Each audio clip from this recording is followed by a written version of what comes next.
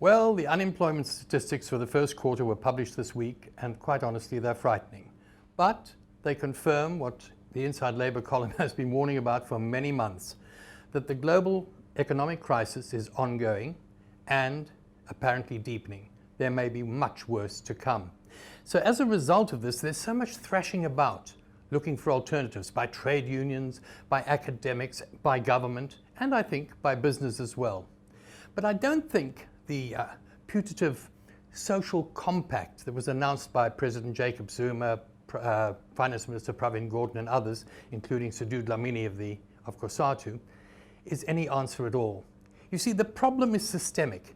It's a problem of a system that is based on competition and the need to accumulate profit. And you have, therefore, business which has a definite goal and legal obligation to maximize profit. You have unions, the workers, who are paid wages, who are a cost on that profit. So therefore, there's constant pressure to downgrade. The government as well is the biggest employer and has to introduce austerity. So I don't think it's going to work. However, there is the thrashing about, and among the ideas being discussed are, for example, the ideas of 140 and 150 years ago that were enunciated by Karl Marx and his often overlooked collaborator, Friedrich Engels. Now, last week at the University of Witwatersrand, the Ikwezi Institute actually had a celebration of Karl Marx's birthday as an introduction to a series of symposia about alternatives, of ways out of the mess we are currently in. And this doesn't just include Marx, of course, and Engels.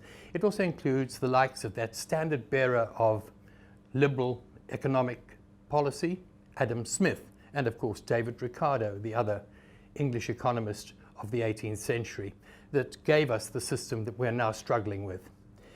There is obviously a need to look for alternatives, to look at alternatives, but above all else, there's a need to know what we're talking about, to stop throwing slogans at one another, to find out what did Adam Smith really stand for, what did Karl Marx and Engels really stand for.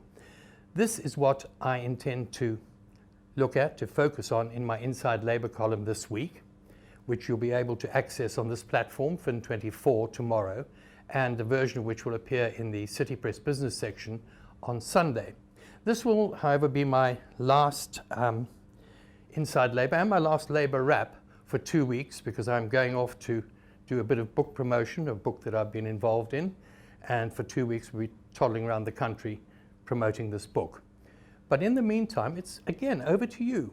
There must be alternatives in your mind. What do you think can work, will work, can work? What can we do? Let's hear from you. To editor@fin24.com. That's editor@fin24.com.